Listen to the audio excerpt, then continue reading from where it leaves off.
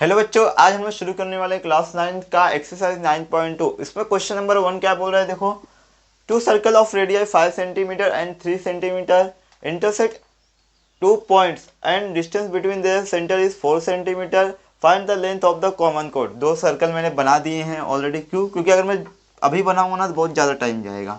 तो मैंने दो सर्कल बना दिया और ये क्या कर रहे हैं, यहाँ पे देखो पॉइंट ए पे और पॉइंट बी पे एक दूसरे को इंटरसेक्ट कर रहे हैं। और दूसरा जो बड़ा वाला सर्कल है उसका रेडियस है 5 सेंटीमीटर। ये हो जाएगा बड़े सर्कल का रेडियस, इसको नाम दे देता हूँ ओ। और जो छोटा सर्कल कौन सा है, स्मॉल वाला, ये इसे नाम देता हूँ ओ डैश। ये कितना दिया है हमें, 3 सेंटीमीटर दिया है। और जो सेंटर के बीच का जो डिस्टेंस है दोनों सर्कल का वो कितना है, 4 सेंटीमीटर है। ये हो गया 4 सेंटीमीटर। फिर इसके बाद हमें बताना है कि इनमें जो कॉमन कॉर्ड फॉर्म हो रहा है, जैसे कॉर्ड क्या है ए बी, इसका लेंथ क्या होगा। तो पहले हमें चेक करना होगा ये जो कॉर्ड है ये स्मॉल सर्कल के मतलब सेंटर पे आ रहा है कि नहीं, लाई कर रहा है कि नहीं। अगर ये इसके सेंटर पे आएगा तो हमें कुछ करने की ज़रूरत नहीं है, क्योंकि जब भी हम सेंटर से कोई लाइन ड्रॉ करते हैं परपेंडिकुलर टू कॉर्ड तो क्या करता है, कॉर्ड को बाइसेक्ट करता है। बाइसेक्ट करने का मतलब ये थ्री कितना हो जाएगा, 6 हो जाएगा। लेकिन हमें पहले चेक करना होगा कि ये इसके सेंटर पे आ रहा है कि नहीं। तो इसे नाम दे देता हूँ मैं, ये हो गया ओ, सॉरी ओ डैश हो गया। इसे नाम देता हूँ मैं सी। अब चेक कर लेते हैं, आइए। पहला तो ये आप लिख देना कि consider two circle with radius 5 centimetre and 3 centimetre and जो इसका सेंटर है बड़े वाले सर्कल का ओ है और इसका है ओ डैश। और chord A B, common chord A B है। अब इसमें देखो जो बड़ा सर्कल का रेडियस है क्या है, ओ बी, और ओ ए दोनों सेम रहेगा। तो ये हो जाएगा मेरा O B equal to O A, क्या हो जाएगा हमारा 5 सेंटीमीटर। इसके बाद जो छोटा सर्कल है क्या है, ओ डैश बी। तो ये क्या हो जाएगा मेरा ओ डैश बी, ये क्या हो जाएगा 3 सेंटीमीटर। और कुछ दिया है क्या, हाँ। मैं क्या करता हूँ, पहले मैं जो सर्कल ट्राइंगल लेने वाला हूँ वो क्या लूँगा, ओ सी बी। ओ सी बी लूँगा। तो मेरे को क्या करना होगा, मेरे पास तो जो डिस्टेंस है सिर्फ ओ से लेके ओ डैश तक का है, तो मैं ओ सी को मान लेता हूँ एक्स।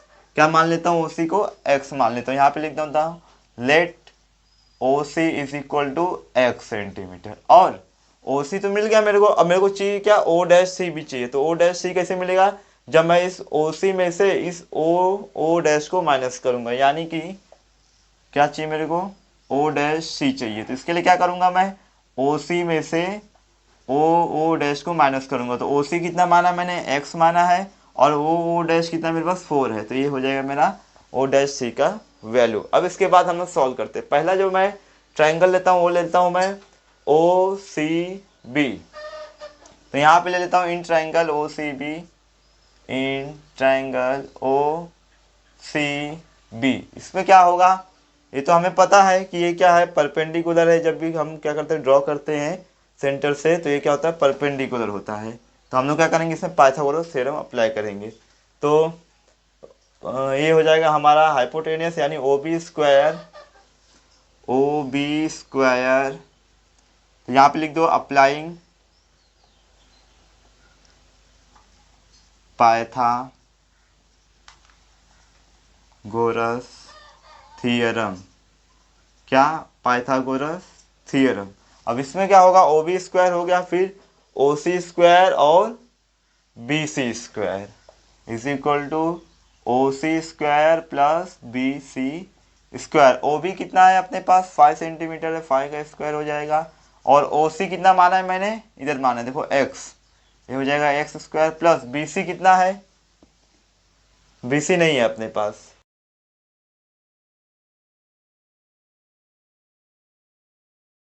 5 का स्क्वायर कितना हो जाएगा 25। और ये एक्स स्क्वायर को मैं यहाँ ले लेता हूँ तो माइनस में हो जाएगा, is equal to B C square. इसे इक्वेशन 1 ले लेता हूँ।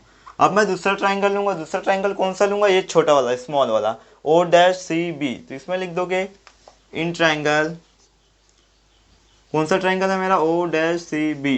इसमें भी क्या करोगे, पाइथागोरस थ्योरम अप्लाई करोगे। Applying Pythagoras theorem, P T लिख देता हूँ मैं। पहले क्या होगा, ओ डैश बी का स्क्वायर हो जाएगा, ओ डैश बी का स्क्वायर इज इक्वल टू फिर ओ डैश सी का स्क्वायर प्लस फिर बी सी स्क्वायर। चलो ठीक है, ओ डैश बी का वैल्यू कितना है, 3 सेंटीमीटर है। तो यहाँ पे हो जाएगा 3 का square is equal to O dash C. O dash C ये इतना क्या माना है मैंने, देखो यहाँ पे ओ डैश सी कितना आया एक्स माइनस फोर, तो यहाँ पे हो जाएगा एक्स माइनस फोर का square plus B C square है ही नहीं अपने पास, रहने दो कोई बात नहीं। अब क्या करोगे, थ्री का स्क्वायर नाइन हो जाएगा, सॉरी नाइन हो जाएगा डायरेक्ट, ठीक है। अब ये क्या है, ए माइनस बी का होल स्क्वायर हो गया, तो पहला क्या होगा x square minus two into A B होता है, ये टू और ये एक्स और ये फोर, टू फोर जा एट और ये एट, कितना हो जाएगा एट एक्स हो जाएगा। फिर प्लस फोर का स्क्वायर सिक्सटीन, ये समझा ना। टू क्या होता है देखो यहाँ पे, to into A into B होता है, ये ए हो गया ये बी हो गया और ये टू हो गया, टू फोर जा एट और ये एक्स एट एक्स हो गया, वही डायरेक्ट मैंने लिख दिया यहाँ पे, प्लस बी सी स्क्वायर। इसके बाद क्या करोगे आप लोग, सबको यहाँ पे ले लो, तो नाइन तो ऐसे ही रहेगा, पहले सिक्सटीन ले लो, प्लस में है यहाँ आएगा माइनस में हो जाएगा, ये प्लस में है यहाँ पे आएगा माइनस में हो जाएगा, ये माइनस में यहाँ आएगा प्लस में हो जाएगा, बचा क्या सिर्फ बी सी स्क्वायर। ये इसमें से इसमें माइनस हो जाएगा तो कितना बचेगा, कितना बचेगा, इसमें से इसमें माइनस होगा तो माइनस सेवन बचेगा, और ये माइनस एक्स स्क्वायर और ये plus eight x is equal to B C square. इसे इक्वेशन टू ले लो। अब देखो यहाँ पे इक्वेशन वन और टू दोनों का राइट साइड क्या है, इक्वल है, तो लेफ्ट साइड भी इक्वल होगा, तो from equation one and two का यूज करता हूँ मैं, तो यहाँ पे लिखोगे from one and two, from one and two, one और टू से देखो पहले इसका लेफ्ट हैंड साइड ले लो, 25 minus x square is equal to, इसका राइट हैंड साइड ले लो, minus seven minus x square, minus seven minus x square plus eight x, plus eight x. अब देखो ये माइनस एक्स स्क्वायर सेम है, cancel हो जाएगा पूरा, तब ये माइनस में है यहाँ आएगा तो प्लस में हो जाएगा 25 और ये प्लस सेवन हो जाएगा, और ये प्लस एट एक्स को sorry equal to eight x को अभी ऐसे ही रहने दो। अब इसके बाद क्या होगा, ये दोनों प्लस हो जाएगा 32, एट इधर मल्टीप्लाई में यहाँ आएगा डिवाइड में हो जाएगा, तो x का जो वैल्यू आएगा वो कितना आ जाएगा, x is equal to four, eight four जा 32। अब देखो ये सेंटर के बीच का जो डिस्टेंस है वो 4 सेंटीमीटर है, और जो x का जो वैल्यू आया, x का वैल्यू क्या था हमारा, देखो x किसको माना मैंने ओ सी, और ये ओ से लेके सी तक ये भी कितना है 4 सेंटीमीटर है, यानी ये जो सेंटर है ये क्या होगा कॉर्ड पे लाई करेगा, यानी ये जो कॉर्ड पास होगा कहाँ से, स्मॉल सर्कल के सेंटर से पास होगा, तो यहाँ पे लिख दोगे therefore chord AB passes through center of smaller circle, center of smaller circle. अगर ये जो कॉर्ड है स्मॉलर सर्कल के सेंटर से पास होगा तो यानी स्मॉलर सर्कल का रेडियस क्या हो जाएगा, यहाँ से यहाँ तक, लेकिन यानी कि जो कॉर्ड ए बी होगा ये क्या हो जाएगा, स्मॉलर सर्कल का डायमीटर हो जाएगा। तो रेडियस तो पता है 3 सेंटीमीटर है, डायमीटर क्या हो जाएगा 2 टाइम्स हो जाएगा, लेकिन हमें बताना होगा कि जो हमारे ओ सी है यानी कि वो जो ए ओ सी है क्या है, परपेंडिकुलर टू द कॉर्ड है, तो ये जब परपेंडिकुलर टू द कॉर्ड होगा तो वो कॉर्ड को क्या करेगा, बाइसेक्ट करेगा, इक्वल पार्ट में डिवाइड करेगा। तो यहाँ पे लिख दोगे कि हाँ ये लिख देता हूँ मैं ओ डैश, हाँ O dash O dash perpendicular chord, chord क्या है हमारा ए बी। तो रीजन में लिख दोगे कि रीजन में मत लिखो, यहाँ पे लिख दो perpendicular drawn from the centre of the circle to the chord bisect the chord।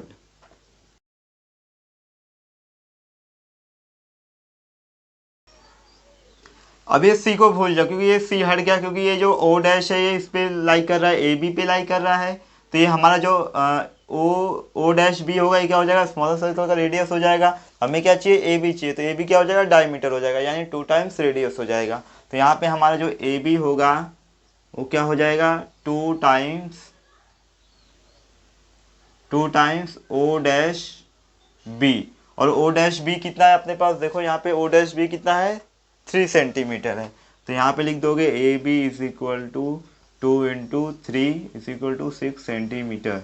Reason में लिख दोगे, यहाँ पे लिख दोगे कि therefore chord AB is diameter of smaller circle, diameter of smaller circle. हो गया। क्वेश्चन नंबर 2 करते हैं, क्या बोला देखो, if two equal chords of a circle intersect within the circle prove that the segment of a one chord are equal to corresponding segment of other chord. हमें क्या बोला है, एक सर्कल है जिसमें दो इक्वल कॉर्ड है।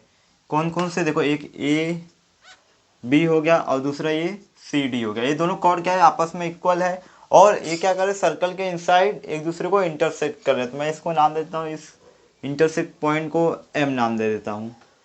हमें बताना है कि one chord are equal to corresponding segment of other chord, यानी इसमें जो सेगमेंट फॉर्म हो रहे हैं उसके करस्पॉन्डिंग सेगमेंट भी इक्वल है कि नहीं। यानी कि A M equal to C M है और दूसरा D M equal to B M है, ऐसा हमें शो करने का है। तो इसके लिए क्या करूँगा, पहले तो यहाँ पे मैं क्या करता हूँ, सेंटर बना लेता हूँ। तो डायग्राम पे मत जाना क्योंकि सेंटर तो मिडल में आएगा, तो आप लोग अच्छे से बना देना। तो इधर सेंटर बना देता हूँ और क्या करता हूँ, ये इसको परपेंडिकुलर कर देता हूँ इस पे कॉर्ड पे। अब ये परपेंडिकुलर होगा तो आपको पता है जब भी क्या होता है परपेंडिकुलर होता है तो कॉर्ड को क्या करता है, बाइसेक्ट करता है, दो इक्वल पार्ट में डिवाइड करता है। तो इसको नाम दे देता हूँ मैं P, इसको नाम दे देता हूँ मैं Q। अब ये क्या होगा, परपेंडिकुलर है, 90 डिग्री का एंगल बनेगा और इसको ये ज्वाइन कर देता हूँ इंटरसेक्शन पॉइंट से। अब क्या करूँगा, इसमें दो ट्रायंगल फॉर्म हो गए। देखो पहले ये लिख देता हूँ क्या शो करने का है हमें। तो ये लाइन लिख देना आप लोग कि एक सर्कल है जिसमें क्या हो रहा है, कॉर्ड ए बी जो है कॉर्ड सी डी को सर्कल के इनसाइड इंटरसेक्ट कर रहा है पॉइंट एम पे। तो इसमें लिख देता हूँ कि दो ट्रायंगल है। पहला इसे नाम देता हूँ ओ, सेंटर है। हाँ ये सेंटर है, बीच में रहेगा, आप लोग बना लेना ऐसे। तो पहला ट्रायंगल होगा हमारा ओ पी एम और दूसरा ट्रायंगल होगा ओ क्यू एम। तो यहाँ पे लिख देता हूँ कि in triangle O P M and second triangle है हमारा ओ क्यू एम। और ये शो क्या करना है वो भी लिख देता हूँ मैं, टू शो क्या करने का है, टू प्रूव है, प्रूव लिख देता हूँ, सॉरी टू प्रूव। क्या प्रूफ करने का है हमें कि जो ए एम है वो सी एम के इक्वल है, पहला ये प्रूफ करने का है, ए एम जो है सी एम के इक्वल है। एंड दूसरा क्या प्रूफ करने का है, करस्पॉन्डिंग सेगमेंट दूसरा कौन सा है, डी एम जो है वो बी एम के इक्वल है, डी एम जो है वो बी एम के इक्वल। ये दो चीज़ें हमें प्रूफ करने का। कैसे करोगे, देखो पहले ओ पी एम हो गया और दूसरा ओ क्यू एम हो गया। अब इसमें पहले क्या दिख रहा है आपको, पहले तो आपको राइट एंगल दिख रहा है। देखो O P M, right angle A B है, राइट एंगल ए बी है, दोनों लिख देते हैं। यानी कि angle O P M equal to angle क्या हो जाएगा, ओ क्यू एम। रीजन क्या लिख दोगे, ईच 90 डिग्री, ईच 90 डिग्री। और दूसरा क्या दिख रहा है, दूसरा ये दिख रहा है कि जो ये ओ एम है दोनों ही ट्रायंगल में क्या है, कॉमन है और ये क्या है, हाइपोटेनियस है। तो O M equal to O M हो जाएगा reason common side, common side. और तीसरा क्या दिख रहा है, देखो जब भी सेंटर ऑफ द दो क्या हो, किसी सर्कल में दो इक्वल कॉर्ड हो तो जो दो इक्वल कॉर्ड होते हैं ना वो सेंटर ऑफ द सर्कल से इक्वल डिस्टेंस पे होते हैं। यानी जो ओ पी होगा वो ओ क्यू के इक्वल होगा। क्यों, क्योंकि सेंटर ऑफ द सर्कल से ये इक्वल डिस्टेंस पे होते हैं। क्यों, क्योंकि ये इक्वल कॉर्ड है। तो यहाँ पे लिख दोगे रीजन में, equal chords are equidistant from the centre of the circle. तो यहाँ पे लिख देता हूँ मैं O P is equal to O Q. Reason लिख दोगे, इक्वल कॉर्ड्स आर, जो इक्वल कॉर्ड होते हैं, equal chords are equidistant from the centre of the circle, equidistant from centre, centre ही लिख देता हूँ बस, समझा ना। जो ये दोनों कॉर्ड क्या है, आपस में इक्वल हमें पता है, फिर ये क्या होंगे, सेंटर ऑफ द सर्कल से इक्वल डिस्टेंस पे होंगे। फिर तीन चीजें मिल गई हमें, पहले क्या मिला, राइट एंगल मिला, फिर हाइपोटेनियस इक्वल मिला, फिर एक साइड इक्वल मिला। तो आर एच शेष रूल इसमें अप्लाई कर सकता हूँ। तो सीधा बोल देता हूँ जो ट्राइंगल हमारा ओ पी एम है वो किसके कॉन्ग्रुएंट हो जाएगा, ट्राइंगल ओ क्यू एम के। रीजन में लिख दोगे R H S rule, right angle hypotenuse side rule. अब अगर ये दोनों ट्राइंगल आपस में कॉन्ग्रुएंट है तो इसमें जो करस्पॉन्डिंग साइड होंगे वो भी इक्वल होंगे, यानी कि जो पी एम होगा वो क्यू एम के इक्वल हो जाएगा। तो ये भी लिख दो यहाँ पे, जो पी एम होगा वो क्यू एम के इक्वल हो जाएगा। Reason C P C T corresponding parts of congruent triangle. इतना पता चल गया हमें। हमें क्या चाहिए, A M equal to C M, A M equal to C M चाहिए। इसके लिए क्या करोगे, इतना आपको पता है। देखो जो जो हम जब भी हम लोग सेंटर से लाइन ड्रॉ करते हैं कॉर्ड पे, तो कॉर्ड को क्या करता है, बाइसेक्ट करता है। यानी जो ए पी होगा वो पी बी के बराबर होगा और जो सी क्यू होगा वो डी एम के बराबर होगा। और यानी कि सीधा सीधा आप बोल सकते हो जो ए पी होगा वो हाफ ऑफ ए बी होगा और जो सी डी होगा वो हाफ ऑफ सी क्यू होगा। कैसे, देखो यहाँ पे, हाँ ये क्या ले, इसे इक्वेशन 1 ले लो। अब ये तो हमें पता है कि जो कॉर्ड क्या है, दोनों ही इक्वल है। देखो टू इक्वल कॉर्ड्स, यानी कि जो ए बी होगा वो सी डी के इक्वल हो जाएगा। ए बी लिख देता हूँ यहाँ पे, A B equal to C D. ये क्या है, गिवन है हमें, इसे इक्वेशन 2 ले लो। अब हमें चाहिए क्या, A M equal to C M चाहिए। क्या चाहिए, A M equal to C M. इसके लिए मैं क्या करूँगा, दोनों साइड क्या करता हूँ, हाफ से मल्टीप्लाई कर देता हूँ। क्यों, अभी पता चल जाएगा। A B equal to half of C D. देखो यहाँ पे हमें पता है जब भी हम लोग क्या करते हैं, सेंटर से कोई लाइन क्या करते हैं, कॉर्ड पे ड्रॉ करते हैं, तो क्या होता है, परपेंडिकुलर होता है और कॉर्ड को बाइसेक्ट करता है। तो डायग्राम पे मत जाना, डायग्राम यानी कि सेंटर यहाँ पे होना चाहिए, तो यहाँ पे बन गया है। तो आप लोग अच्छे से बना देना। यानी कि अगर ये क्या करेगा, इसको बाइसेक्ट करेगा, यानी कि जो ए पी होगा वो बी पी के इक्वल होगा और जो सी क्यू होगा वो डी क्यू के इक्वल होगा। इतना समझा। यानी कि जो हाफ ऑफ ए बी होगा, ए बी का जो आधा होगा वो क्या होगा, ए पी होगा और जो सी डी का आधा होगा वो सी क्यू होगा। तो यहाँ पे क्या आ जाएगा, मेरा ए पी आ जाएगा और यहाँ पे क्या आ जाएगा, सी क्यू। इसे लिख दो इक्वेशन 3। और पहले देखो यही हमें प्रूफ करना था, नहीं यही नहीं करना था। A P equal to C Q आया ना, ठीक है ठीक है, A P equal to C Q आया। अब क्या करूँगा, अगर मैं ए पी में पी एम ऐड कर दूँ और सी क्यू में क्यू एम ऐड कर दूँ तो मुझे A M equal to C M मिल जाएगा। कैसे, देखो यहाँ पे इक्वेशन 1 और इक्वेशन 3 में ऐड करता हूँ। तो यहाँ पे लिखूँगा, यहाँ पे लिखो कि आगे लिखेंगे, यहाँ पे लिखता हूँ, एडिंग इक्वेशन 1 एंड 3, 1 और 3 को ऐड करता हूँ। पी एम और ए पी ऐड हो जाएंगे, P M plus A P is equal to, और ये जो क्यू एम है वो सी क्यू के साथ ऐड होगा, Q M plus C Q. अब ध्यान से देखो यहाँ पे, P M plus A P किसके बराबर होगा, ए एम के बराबर होगा। Same Q M plus C Q किसके बराबर होगा, सी एम के बराबर होगा। और यही हमें प्रूफ करना था पहला। तो इसे इक्वेशन में 4 ले लेता हूँ। देखो पहला यही हमें प्रूफ करना था, A M equal to C M. फिर उसके बाद हमें क्या चाहिए, D M equal to B M चाहिए। क्या चाहिए, D M equal to B M. इसके लिए क्या करूँगा मैं, टोटल ए बी में से अगर मैं C M total A B में से अगर मैं ए एम माइनस कर दूँ तो क्या बचेगा, मेरे पास बी एम बचेगा। वैसे टोटल सी डी में से अगर मैं सी एम माइनस कर दूँ तो क्या बचेगा, डी एम।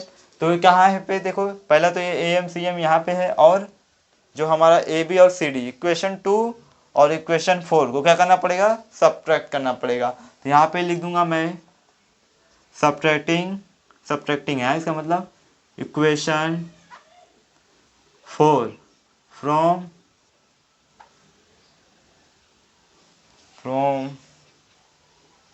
ये 2 है, हाँ 2। क्या कर रहा हूँ मैं, इक्वेशन 4 को इक्वेशन 2 में से सब्ट्रैक्ट कर रहा हूँ। तो इक्वेशन 2 क्या है हमारा, देखो यहाँ पे ए बी सी डी, तो ये हो जाएगा ए बी, किसको सब्ट्रैक्ट कर रहा हूँ, ए एम को सब्ट्रैक्ट कर रहा हूँ, इज इक्वल टू फिर क्या है, सी डी किसको सब्ट्रैक्ट कर रहा हूँ, सी एम को। अब देखो यहाँ पे ए बी क्या है, इतना है, ए बी में से अगर ए एम माइनस हो जाएगा तो क्या बचेगा, बी एम बचेगा। तो यहाँ पे आ जाएगा B M is equal to, अब सी डी में से अगर सी एम माइनस होगा, इतना माइनस होगा तो क्या बचेगा, डी एम। और यही हमें प्रूफ करना था। इसे इक्वेशन 5 ले लो, यही था। यही हमें प्रूफ करना था कि one chord are equal to corresponding segment of the other chord. तो यहाँ पे लिख दोगे फ्रॉम इक्वेशन 4 और 5 से, from equation 4 and 5, from equation 4 and 5 से इसके बाद लिख दोगे कि the segments of one chord are equal to corresponding segments of other chord. इतना लाइन लिख दोगे यहाँ से लेके यहाँ तक। क्वेश्चन नंबर तीसरा क्या बोला, if two equal chords of a circle intersect within the circle. पहले के जैसा ही है, मैंने क्या बनाया, एक सर्कल बनाया, इसमें दो कॉर्ड क्या है, एक दूसरे के इक्वल है, और ये दोनों ही कॉर्ड क्या कर रहे हैं, एक दूसरे को सर्कल के इनसाइड इंटरसेक्ट कर रहे हैं। देखो यहाँ पे इंटरसेक्ट हो रहा है, इसको नाम दे देता हूँ A B. A chord A B हो गया, दूसरा कॉर्ड सी डी हो जाएगा, और ये दोनों कॉर्ड क्या करें, एक दूसरे को इंटरसेक्ट करें, इसे नाम दे देता हूँ इंटरसेक्शन पॉइंट एम। फिर आगे क्या बोल रहा है, prove that the line joining the point of intersection to the centre. यानी कि सेंटर से, यहाँ पे मान लो ये सेंटर है, सेंटर से कौन सी लाइन ज्वाइन हो रही है, इंटरसेक्शन पॉइंट। यहाँ पे बोला है prove that line joining the point of intersection, point of intersection यहाँ से है to the centre, point of intersection से टू द सेंटर पे मैंने लाइन ज्वाइन किया, makes equal angle with the chords. ये क्या कर रहे हैं, इक्वल एंगल बना रहे हैं, ऐसा में बताना। पहले क्या करता हूँ, एक परपेंडिकुलर लाइन ड्रॉ कर देता हूँ, किस पे, कॉर्ड पे। ये वाले कॉर्ड ए बी पे हो गया और एक कॉर्ड सी डी पे हो गया। अब हमें बताना है कि यहाँ पे और यहाँ पे जो एंगल बन रहा है वो एक दूसरे के इक्वल है कि नहीं, ये बताना एकदम ईजी है। तो इसे नाम देता हूँ ओ, इसे नाम देता हूँ पी, सेम पहले वाले की तरह इसे नाम देता हूँ क्यू। अब पहले तो ये लिख दोगे कि consider two equal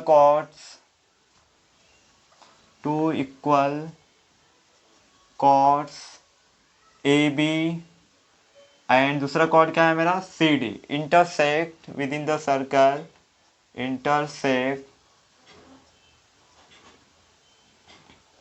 within the circle at point M, point M पे क्या कर रहे हैं, ये दोनों कॉर्ड एक दूसरे को इंटरसेक्ट कर रहे हैं। तो फिर उसके बाद हम लोग क्या किए, फिर ड्रॉ किए O P perpendicular to chord A B. तो यहाँ पे लिखोगे ड्रॉ, क्या किया, ओ पी ड्रॉ किया, किसके परपेंडिकुलर में, कॉर्ड ए बी के, एंड ए बी। फिर दूसरा क्या ड्रॉ किया, कॉर्ड ओ क्यू को ड्रॉ किया perpendicular to chord C D. तो ये भी लिख दोगे O Q perpendicular to chord क्या है, सी डी। अब ये परपेंडिकुलर होंगे तो क्या करेंगे, 90 डिग्री का एंगल बनाएंगे। सेम पहले वाले की तरह दो ट्राइंगल ले लो, ओ पी एम और दूसरा ओ क्यू एम। तो ओ पी एम मतलब ले लो पी ओ एम और क्यू ओ एम ले लो। तो यहाँ पे लिख देता हूँ in triangle P O M and second triangle क्या ले लोगे, क्यू ओ एम। अब इसमें क्या हो रहा है, पहला तो आपको एकदम क्लियर ही दिख रहा है, 90 डिग्री का एंगल बन रहा है पिछले वाले की तरह। तो यहाँ पे लिख दोगे angle O P M equal to angle क्या हो जाएगा मेरा, O Q M. Reason is 90 degree, ठीक है। और दूसरा आपको क्या दिख रहा है, कॉमन दिख रहा है ओ एम, दोनों में हाइपोटेनियस है, 90 डिग्री के अपोजिट में है। दोनों ही ट्राइंगल के लिए जो ओ एम है वो कॉमन है, तो O M equal to O M. Reason common side. अब तीसरा, ये तो आपको पता ही है, जब एक ही सर्कल में दो कॉर्ड इक्वल हो तो क्या होते हैं, सेंटर ऑफ द सर्कल से इक्वल डिस्टेंस पे होते हैं। यानी जो OP होगा वो OQ के इक्वल होगा, क्यों, क्योंकि equal chords are equidistant from the centre of the circle. तो यहाँ पे लिख दोगे OP is equal to OQ। Reason equal chords are equidistant from the centre, या फिर लिख देना सेंटर ऑफ द सर्कल तो भी चलेगा। सेंटर से इक्वल डिस्टेंस पे होते, तीन चीज़ें मिल गई, पहले राइट एंगल मिला, फिर हाइपोटेनियस मिला, फिर एक साइड मिला। तो RHS रूल अप्लाई कर दो, तो बोल सकता हूँ therefore triangle P O M congruent to triangle Q O M. Reason लिख दोगे RHS rule, right angle hypotenuse side test. इसके पहले भी बताया। अब हमें पता चल गया कि ये दोनों ट्राइंगल क्या है, आपस में कॉन्ग्रुएंट है, यानी कि अगर ये दोनों ट्राइंगल आपस में कॉन्ग्रुएंट है तो इनके जो करस्पॉन्डिंग एंगल होंगे वो भी कॉन्ग्रुएंट होंगे, यानी कि जो एंगल ये वाला एंगल होगा इसके इक्वल हो जाएगा, यानी angle POM equal to angle QOM हो जाएगा। तो यहाँ पे लिख दोगे therefore angle POM equal to angle QOM। रीजन लिख दोगे CPCT। और यही हमें प्रूफ करना था कि सेंटर पे जो एंगल बन रहा है, पॉइंट ऑफ इंटरसेक्शन से सेंटर पे जो एंगल बन रहा है वो दोनों एक दूसरे के इक्वल है कि नहीं। तो ये दोनों एक दूसरे के इक्वल है, तो रीजन फिर इसके बाद फाइनल में लिख दोगे कि the line joining the point of intersection, यहाँ से the line joining the point of intersection of the centre makes equal angles with the chords. इतना लिख देना, फाइनल में हो गया। क्वेश्चन नंबर 4 करते, बहुत ही ज्यादा सिंपल क्वेश्चन है। क्या बोला, if a line intersect to concentric circle. तो कॉन्सेंट्रिक सर्कल क्या होता है पहले ये जानो। देखो कॉन्सेंट्रिक सर्कल वो सर्कल होते हैं जिनके सेंटर सेम होते हैं लेकिन रेडियस डिफरेंट होते हैं। जैसे यहाँ पे मान लो 2 सर्कल हैं, इनके देखो दोनों ही के सेंटर सेम है, लेकिन जो स्मॉलर सर्कल है उसका रेडियस क्या है, छोटा है, और जो बिगर सर्कल है उसका रेडियस क्या है, बड़ा है। रेडियस डिफरेंट है लेकिन सेंटर सेम है। तो यहाँ पे लिख दे फिर, हाँ ठीक है। Circle with the same centre बोला भी है, with centre O at ABCD prove that AB equal to CD। हमें बताना है कि जो AB इतना AB है वो किसके बराबर है, CD के, यही बताना है। तो पहले क्या करूँगा, मैं एक परपेंडिकुलर लाइन ड्रॉ करूँगा कॉर्ड पे, तो इसको नाम दे देता हूँ मैं M। तो यहाँ पे लिख दोगे let us draw OM perpendicular to AD लिख देता हूँ। अगर AD के परपेंडिकुलर होगा तो BC के भी परपेंडिकुलर होगा। OM परपेंडिकुलर टू AD, ये इतना हो गया। अब इसके बाद जो BC है वो स्मॉलर सर्कल का कॉर्ड है और जो AD है वो बिगर सर्कल का कॉर्ड है। तो यहाँ पे लिख दोगे कि वी नो दैट क्या पता है हमें कि जब भी सेंटर ऑफ द सर्कल से हम कोई लाइन ड्रॉ करते हैं परपेंडिकुलर टू द कॉर्ड, तो कॉर्ड को क्या करता है, बाइसेक्ट करता है, यानी कि ए वाला इसके बराबर हो जाएगा और ये जो AM होगा वो DM के बराबर हो जाएगा और जो BM होगा वो CM के बराबर होगा, ये याद रखना। यहाँ पे लिखे we know that the perpendicular, टेढ़ा जा रहा है क्या, the perpendicular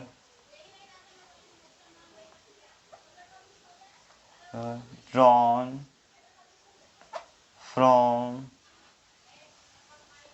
the center to the chord bisect the chord। अगर कॉर्ड बाइसेक्ट होगा तो मान लो कि ये OM मैंने क्या किया, ड्रॉ किया कॉर्ड BC पे, तो क्या करेगा, इसको बाइसेक्ट करेगा, यानी BM इक्वल टू CM हो जाएगा। तो यहाँ पे लिख दोगे फॉर स्मॉलर सर्कल, ये नहीं लिखोगे तो भी चलेगा। क्या हो रहा है, BM इक्वल टू CM, इसे इक्वेशन 1 ले लो। फिर इसके बाद बिगर सर्कल, फॉर बिगर सर्कल। अब जो OM है वो AD के भी परपेंडिकुलर है, यानी जो AM होगा वो DM के इक्वल हो जाएगा।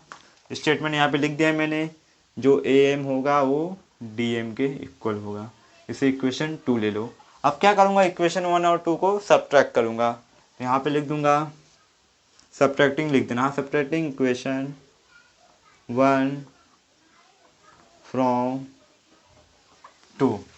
अब क्या करता हूँ मैं, AM में से ये हो गया AM minus BM is equal to DM minus CM। अब पूरे AM में से अगर मैं BM माइनस करूंगा तो AB बचेगा, इज इक्वल टू पूरे DM में से अगर मैं CM माइनस करूंगा तो CD बचेगा। क्या बचेगा, CD। यही हमें प्रूफ करना था, AB इक्वल टू CD।